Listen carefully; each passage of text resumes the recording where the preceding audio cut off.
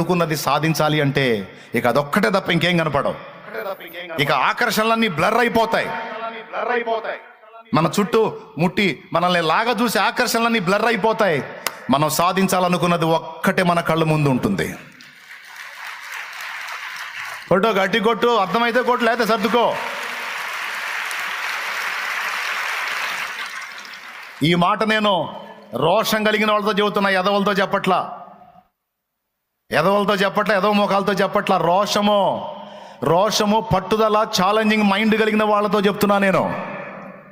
ఆ తత్వం కలిగిన వాళ్ళు స్త్రీలలో ఉన్నారు, పురుషుల్లో ఉన్నారు. సౌలుకు అలాంటి దర్శనాన్ని దేవుడు ఇచ్చాడు, ఒక గురిని ఇచ్చాడు, భారాన్ని ఇచ్చాడు.